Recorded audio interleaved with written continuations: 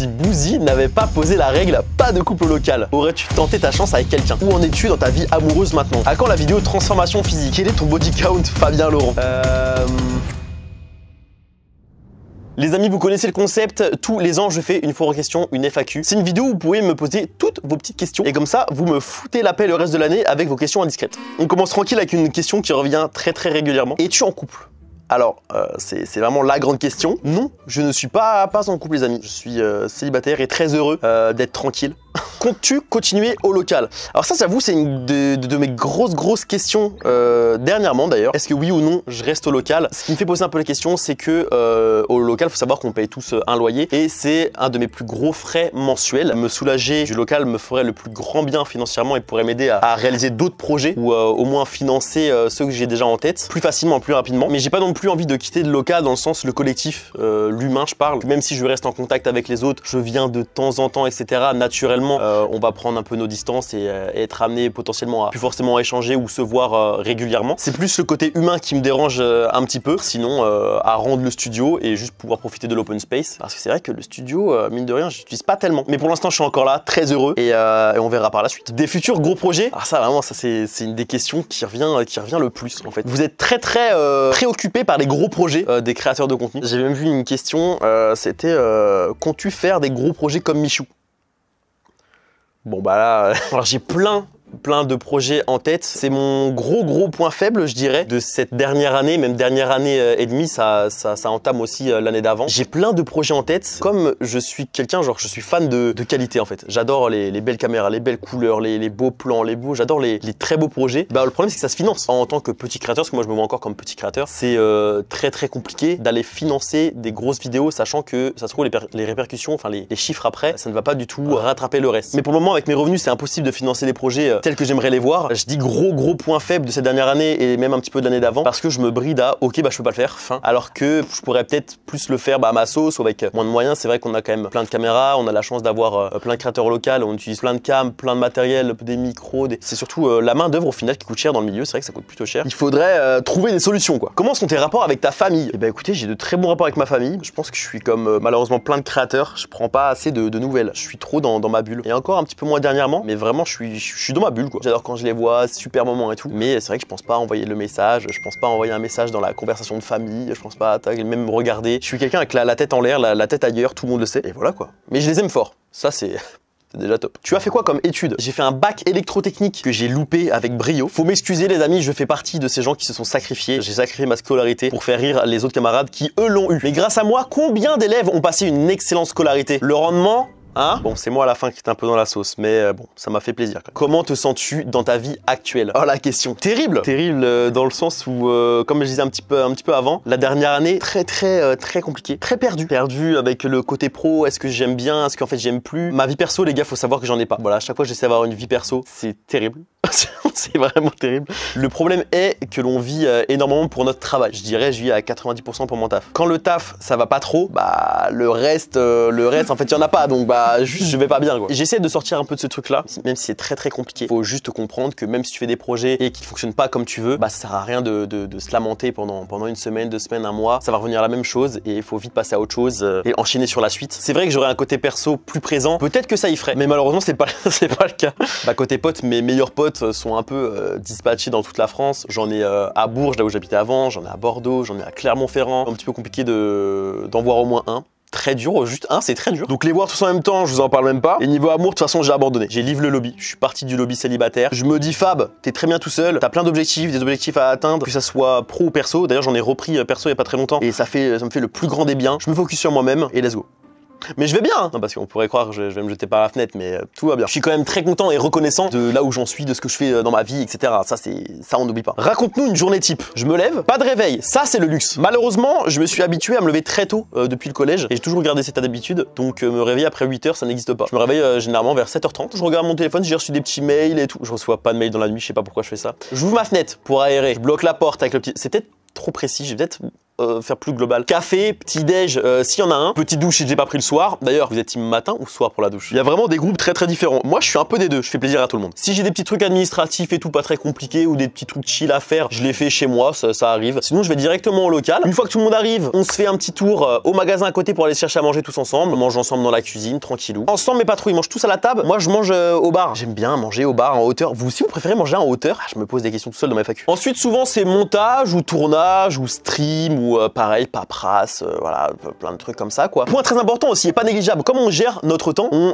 s'arrange pour partir avant ou après les heures de pointe à Rennes. Donc, soit on part avant, je rentre chez moi tranquillou, je passe la fin de journée chez moi, ou soit je me dis, ok, je pars après, mais dans ce cas-là, bah, on mange ici. Et généralement, j'enchaîne avec un live ou quelque chose comme ça. Après, je rentre, petit film sur le rétroprojecteur, hop, petite main dans le slip et au top, quoi. Y a-t-il une bonne ambiance au local? Mieux qu'à une certaine période. C'est vrai qu'on a connu une période où c'était un petit peu compliqué avec certaines personnes et ça même arrivé à moi d'être l'élément problématique. Bon bah forcément il y a des gens avec qui on s'entend moins bien selon les caractères, etc., selon les jours, selon les humeurs. On est 12 hein, donc forcément les 12 ne peuvent pas être au top tout le temps mentalement et donc du coup ça peut impacter des fois comme on est très régulièrement quand même ensemble, mais je dirais que ça va quand même relativement mieux. Personnellement j'ai appris à faire abstraction quand quelqu'un dit quelque chose et que ça me plaît pas ou il y a un moment qui me saoule ou quoi. J'ai appris un petit peu à m'éloigner du truc, à juste aller dans mon stud, à écouter mais d'une oreille et s'en foutre. Quand on vit et on travaille à plusieurs, c'est un peu le truc à acquérir. Les gens qui s'en foutent en général, et bah ils ont bien de la chance. As-tu déjà pensé à quitter le local? Je crois que j'ai déjà répondu à cette question. Oui, ça m'est déjà arrivé dans le sens, c'est vrai que c'est des frais au final d'être ici. La question m'a déjà donc traversé l'esprit. Où en es-tu dans ta vie amoureuse maintenant? Vous êtes trop des fouines. Vous avez trop savoir la vie privée des gens. Bah je vous ai dit en gros, je me suis fait à l'idée que ouais, je lâche l'affaire. Je lâche l'affaire, je me focus sur moi, je fais mes projets pro, mes projets perso, je me rends fier moi-même et voilà quoi.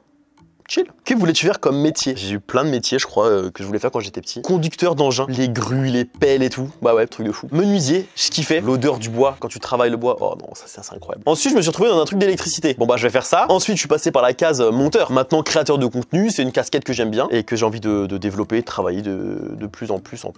Et voilà. Tu as quel âge? Vous me donnez quel âge en vrai? Dites-moi dans les commentaires maintenant, là, avant que je réponde à la question. Vous me donnez quel âge? Des fois, je pose la question en live sur Twitch, sur la chaîne Fabien Live, F-A-B-I-1 Live. C'est de l'autopromo. C'est soit très jeune, soit très vieux. Je vous ai fait quoi? Je suis du 4 novembre 1998. J'ai donc 25 ans et je vais avoir 26 ans. Quand je me vois comme ça, je fais tellement pas 26 ans, j'ai l'impression qu'il y a un problème. Que penses-tu du documentaire de Inox, Kaizen? C'était fou, c'était fou.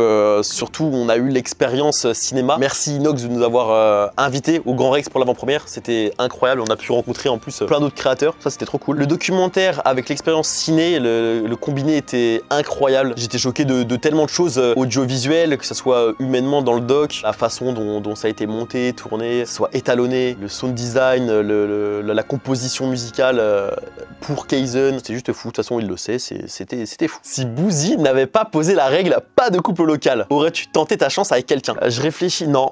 Personne. Je vais en décevoir plus d'un, j'en vois plein. Théa, non, ouais, même sans la règle. Heureusement que non. Est-ce que pour toi, faire des vidéos à 11 ans, c'est choquant? Je pense un petit peu, parce que ça peut être très dangereux mentalement. Mais surtout, faut vous entourer d'adultes responsables. Est-ce que ça vous choque, vous, dans les commentaires? J'ai commencé super jeune, hein. J'ai commencé des podcasts, je crois, je devais avoir cet âge-là, tu vois, peut-être 12-13 ans. Mais oui, en vrai, c'est dangereux. Trouves-tu normal que les youtubeurs reçoivent plein de choses gratuitement? Ah moi ça me régale hein, donc non c'est totalement normal. En fait c'est des stratégies commerciales si vous voulez. Il y a des marques qui ont de nouveaux produits etc et qui veulent communiquer dessus. Avoir le principe de gifting, nous c'est vrai ça nous fait toujours plaisir et on a toujours envie de partager ce qu'on vient de recevoir en identifiant la marque et tout. Donc c'est une stratégie dans le sens, nous ça se trouve on va communiquer dessus, gratuitement on n'est pas payé mais on va le faire par plaisir parce que on est content d'avoir reçu nos petits cadeaux, c'est Noël. C'est juste du marketing quoi au final. Je me disais ça à l'époque, je me disais mais attends c'est à ceux qui ont le plus qu'on donne le plus. Attendez les gars respectez-nous, merde. Penses-tu arrêter YouTube un jour? Si vraiment ça devient genre la tannée du siècle, mentalement c'est chaotique et tout, je pense pas réellement arrêter YouTube à vie, enfin je pense jamais. Par contre, rechoper un taf classique alimentaire ou quoi, ou même un mi-temps et tout pour avoir l'aisance de, tu sais, hop tu payes ton loyer, tes factures et tout, bam, t'es tranquille. Et hop à côté, tu fais ton kiff, ta passion qui est toujours ton métier. Je me vois plus là-dedans que arrêter YouTube totalement en tout cas. Je me ferais toujours kiffer, je pense quand même avec des montages, des trucs, je pense que je kifferais toujours. Hein. As-tu pris rendez-vous chez l'orthophoniste? Top. J'ai pas pris de rendez-vous chez l'orthophoniste. Je me suis dit un jour j'aimerais bien en voir un en vidéo. Je pense qu'il me ferait... Je pense qu'il me ferait faire des exercices chaotiques pour moi. C'est vrai que la façon dont je parle, des fois c'est même pas compréhensif. Compréhensible. Quand je fais mon montage, je suis en mode, attends, j'ai dit quoi? Quand on met les sous-titres automatiques sur CapCut, il est perdu bonhomme. En fait, c'est que j'ai trop de mots qui qui me passe dans la tête. Et quand je parle, je crois que j'ai pas envie qu'on s'ennuie. Je débite, mais à ne rien comprendre. Comment fais-tu pour rester motivé pour faire des vidéos rémunération, organisation, vue? Déjà, à chaque fois, je me dis, bon, Fab, t'es en train de dramatiser, mais t'as énormément de chances d'être là. Combien de personnes rêveraient d'être à ta place? Donc tu vas te calmer directos. Après, ça n'enlève pas le fait qu'on a le droit d'être triste et pas bien en faisant des métiers de rêve. Hein. C'est totalement normal. Faut arrêter de se dire, mais attendez, mais t'as un métier de rêve, toi, tu fais ce que tu veux, toi. Mais dans chaque métier de rêve, forcément, mentalement, il y a des trucs qui vont pas ou qui vont très bien. C'est dans tout métier. Hein. On est totalement dépendant de nous-mêmes. Un mois qui marche pas du tout, ou 2 mois d'affilée, ou 3 mois d'affilée, ou c'est de la chute libre. Les rentrées d'argent, c'est pareil. Hein. Quand on fait des bonnes stats, des vues, etc. Bah l'argent, c'est comme ça. Les sponsors, c'est comme ça. Sauf que quand c'est en dégringolade complète, comme j'ai connu pendant 5-6 mois, tu vois, le moral, il va avec, l'argent va avec. Donc forcément, t'as un peu en mode, attends, là, je vais droit dans le mur. T'as des moments, mentalement, c'est très compliqué quand même. Heureusement, on est quand même bien entouré. Quand j'ai des problèmes, j'allais dire j'en parle rapidement, mais pas du tout, j'en parle à personne. Juste, j'essaie de faire l'impasse et de vite passer à autre chose, de vite passer à un autre projet. Ah, c'est pas top des fois. Mais quand tu refais une vidéo qui fonctionne bien, le bonheur. Je me rappelle quand j'ai sorti le cache-cache dans le laser game là, mais le bonheur de voir des stats ahurissantes. Même les 2 dernières vidéos là, les 2 dernières vidéos sont super bien parties et ont dépassé 100 000 vues, etc. Et pour moi, 100 000 vues, c'est une vidéo qui fonctionne bien. J'atteins 100 000 vues. Ouf, top. Putain, la vidéo a bien fonctionné. Allez, suivant. À quand la vidéo de transformation physique? Ah, bah on parle dernièrement des échecs et des abandons. Bon là on est plus sur un échec qu'un abandon. J'ai plus transformé ça en projet perso, ce qui fait que j'en parle plus. C'est pas pour autant que je n'en fais plus, c'est bien clair dans vos têtes. Mais le principe transformation en 4 mois, donc vous montrez l'avant et l'après en 4 mois, oui c'est un échec. Il y a eu pourtant une sacrée transformation, mais bah je voulais pas montrer, ouais. Un peu débile d'ailleurs. Il me semble que j'étais à 2 semaines de finir le projet. Un gros blocage mental d'un coup, j'avais énormément de taf et je devais aussi énormément me déplacer sur Paris. J'étais très fatigué, on faisait des séances tôt le matin, des séances jusqu'à échec musculaire, plus après un petit peu cardio. Faut savoir que jusqu'à échec musculaire, c'est la meilleure chose, tu te donnes jusqu'à 100% de toi-même. Sauf que le reste de la journée, c'était très dur pour moi. J'étais sur mon clavier, je m'endormais sur le montage. Créativement, c'était catastrophique, je réfléchissais plus à rien. Comme je faisais 5 à 6 séances par semaine, j'avais voulu arrêter pendant 1 semaine ou 2 et recommencer après. Sauf que j'ai jamais recommencé en fait. Mais je répète, c'est un échec, pas un abandon. Pète-moi le cul. Ah avec plaisir. Est-ce que tu revois Apo? Apo, je l'ai toujours pas revu depuis qu'elle est partie. On parle tous les jours. Je crois qu'il n'y a pas un jour où on n'a pas parlé. Ah, me montre d'ailleurs essentiellement son chat.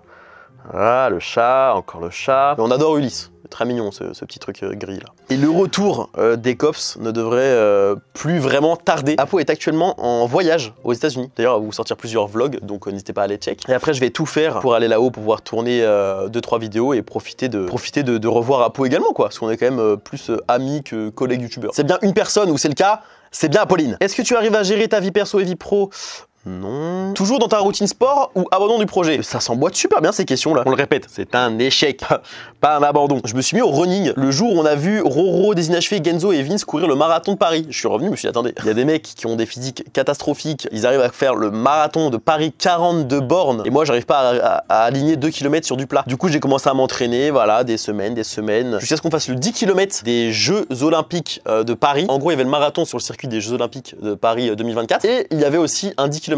Et on finissait tous au même endroit. C'était incroyable. J'aimerais bien en retenter un pour en faire un en moins d'1 heure. Il va falloir que je m'entraîne un petit peu avant. Le sport est toujours dans les parages et toujours dans le quotidien. Envisages-tu d'agrandir ton équipe le jour où je gagne énormément d'argent? Avec plaisir. Je kifferais avoir un monteur à moi. Je kifferais avoir un... Bah, Miamaker, j'ai déjà mon gars sûr avec qui on travaille très bien. Lui, il a beaucoup de techniques. Il est très fort. Et moi, j'ai plein d'idées. Donc, nous deux en même temps, on arrive à faire des trucs quand même relativement cool. Quand vous regardez les miniatures, généralement. Moi, je suis très fier des miniatures à chaque fois, en tout cas. Big up à Axel. Et je le mentionne toujours dans ma description. Même un chargé de prod et tout, ça serait... Mais ça, c'est le luxe. Les gens qui ont des chargés de prod, où t'arrives sur le set de tournage, bam, tu tournes et tu sais pas vraiment ce qui se passe, comment ça a été préparé. C'est trop bien. Moi, j'ai plein d'idées, mais en fait, au final, je suis en mode, bah attends, mais moi, si je sais tout ce qui se passe dans la vidéo, c'est plus fun, quoi. Ou alors, je présente juste la vidéo. Chargé de prod, c'est banger aussi. Hein. Est-ce qu'en ce moment, tu fais des vidéos juste pour avoir de l'argent? YouTube fait partie de mes rémunérations principales. Donc, effectivement, on fait des vidéos pour gagner notre vie. Si on ne peut pas payer nos loyers, les gens à payer, nos factures. Donc, je cherche toujours à faire des vidéos qui, moi, me plaisent, même si j'ai pu essayer des vidéos qui me plaisaient pas forcément dans un premier aspect. En fait, il faut tester plein de trucs quand t'es un créateur sur YouTube pour essayer de trouver c'est quoi ton truc, c'est qu'est-ce qui te plaît, quel concept, quel truc. Donc forcément, il y a des concepts que j'ai fait où je suis en mode bon bah je suis pas forcément fan, mais à essayer, peut-être que c'est le truc qui va faire que ce sera le déclic. Il faut essayer en fait. Je peux pas juste rester dans mon coin et me dire non, je pense pas. Et chose que je ferais très peu d'ailleurs. Il faudrait que j'essaye encore plus. Quel est ton youtubeur préféré? Mon youtubeur préféré all time, c'est MrV. Ah, c'est le mec qui me fait le plus rire de la plateforme. Je pense que la chaîne YouTube qui me parle le plus aujourd'hui, c'est Jilcy. En fait, c'est l'humour qui me touche le plus. Quand il y a Théodore, Maxime Biaggi, Elian, c'est vraiment le groupe où l'humour me correspond le plus. Donc je dirais peut-être même plus le groupe un peu. C'est vrai qu'ils me font bien kiffer et très marrer. Est-ce que tu te masturbes toujours? Oui. C'est quoi ton secret pour cette majestueuse pseudo-barbe? Attends, j'enlève le pseudo. C'est quoi ton secret pour cette majestueuse barbe? Là, c'est mieux. Bah écoute, on est pas mal. Qu'est-ce qu'on en pense? Qu'est-ce qu'on en pense là par là? Bah j'ai l'impression d'être au lycée. Au lycée, il y a des gens plus barbus que moi. C'est un peu la honte. Bon bah je me suis résolu à ce truc-là quoi. Des fois j'ai l'impression que j'utilise des mots, ça veut rien dire. Je me suis résolu à ce truc-là. Je me résous à ce truc-là. Je vais laisser la phrase, ça fait intelligent quand même. Tu savais qui était dans le Yeti quand il est venu au local? Effectivement, parce qu'il garde pas le costume tout le temps. C'était Ilyes. J'ai vu que... Alors, pas panique, j'ai vu que Inox l'avait déjà dit en live. Il mettait 2 secondes, il était en nage, le pauvre. Il était trempé. Mais il le faisait très bien aussi, le Yeti. Donc c'était top. Hein. Vas-tu refaire du Supermarket Simulator? C'est pas prévu. Peut-être juste peut-être une vidéo chaîne secondaire en mode ouais, je réouvre mon magasin, je regarde à quoi ça ressemble et tout. Je pense pas. C'était un arc sur Twitch qui était incroyable pour ceux de YouTube qui n'étaient pas au courant. C'est une simulation de supermarché. On a un tout petit supermarché, on l'a grandi de plus en plus selon le bénéfice qu'on fait. Et c'est un jeu avec lequel j'ai explosé sur Twitch. J'ai lancé un live, c'était 3000 personnes. J'ai fini des lives à 6000 personnes. C'était incroyable, c'était un des meilleurs moments de ma carrière sur internet premier degré. Et j'aimerais énormément revivre ça. Quel est ton body count, Fabien Laurent? Oui, allô? Oui, ma mère, c'est moi. Oui, je t'entends, ça y est. Super. Donne-moi un chiffre au hasard. 4. Top. Merci, ma mère. Mon body count est de 4. Est-ce que tu vas faire des vidéos avec d'autres youtubeurs en dehors du local? Je l'ai déjà fait avec Lucas Studio, Sora, Dooms, c'est tout. C'est tout, je crois. J'ai des projets qui arrivent où c'est même carrément des gens, pas du tout de YouTube, mais plus de TikTok. Il faudrait peut-être juste que les lieux où j'aimerais tourner me répondent. Respectez-moi un peu. Hein. Après, j'ai toujours peur de déranger les YouTubeurs et tout. Je vous jure, j'ai trop peur de demander. Et, tu manges un vu, tu manges un remis, tu manger un nom, je m'en fous. Le truc de vue et même pas la peine de répondre. Ah, ça fait chier. Hein. Un petit coup à l'ego. Et t'as toujours peur aussi de paraître pour le mec un peu, pour paraître pour le gratteur, le truc. Du coup, j'ai même pas envie de proposer. J'ai pas trop envie d'être vu comme ça. Même à des événements, je vous jure, où il y a des gens, je sais que je m'entends bien avec eux, je les kiffe et tout. Quand je les vois, tu vois, je les check, hop, je parle avec eux 2-3 minutes. Et comme moi, je sais pas en retour si en vrai m'aiment bien et m'apprécient et tout, ah, je m'en vais, tu vois, je suis en mode vas-y, bonne soirée les gars, j'ai pas envie de les faire chier. Je suis trop dans ça, les gars. Ça se trouve, tout se passe dans ma tête. Tu te verses combien de salaire par mois? Faut savoir que mon statut ne me permet pas de me verser de salaire. Je suis en auto-entreprise, ce qui fait que l'argent que je touche, après URSSAF, après impôts, après tout le reste, c'est à moi. Veux-tu faire des plus gros projets, genre comme Michou? Elle était là la question. Michou ou Inox? En vrai, je peux pas trop répondre aux deux. J'ai plus eu d'interaction avec Inox. Ah, mais plus avec Michan dans la vraie vie. Ah, les deux se valent. Un local numéro 3. On arrive très prochainement à la fin du... Enfin, très prochainement, il y a quand même plus d'un an, je crois. À la fin du bail du deuxième local. Ça va être le moment de savoir si oui ou non on repart pour un local 3. C'est plus un choix par rapport à Bouzy. Faut savoir que nous, on paye un loyer et Bouzy paye tout le reste. C'est à lui de décider s'il a toujours envie de autant investir dans quelque chose qui possiblement ne lui est plus vraiment utile. C'est possible que ça soit le dernier local, comme il peut y avoir une suite. Dans tous les cas, j'en ai parlé avec Romain Inachevé, Théa et tout. Nous, on serait toujours dans l'optique de quand même garder un truc, des bureaux, le fait de pouvoir aller au travail et pas rester chez nous, même si on vient à avoir quelque chose de plus petit, je pense qu'on sera toujours dans cette méta-là pour être ensemble en fait. As-tu une relation particulière avec Michou et Inox? Michou et Inox vous intéressent particulièrement alors que c'est les gens que je fréquente le moins du monde.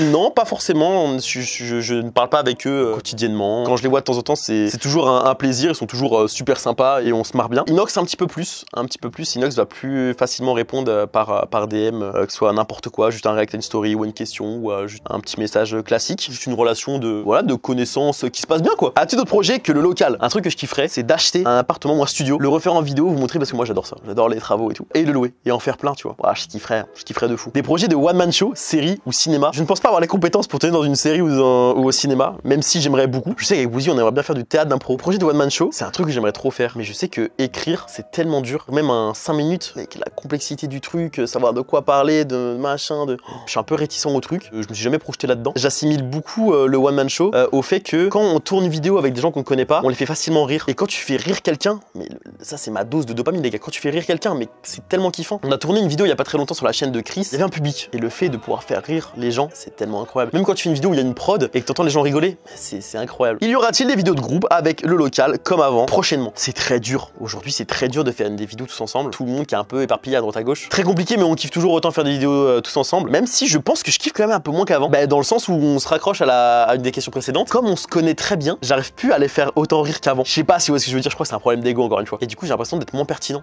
et moins impactant. C'est dur hein.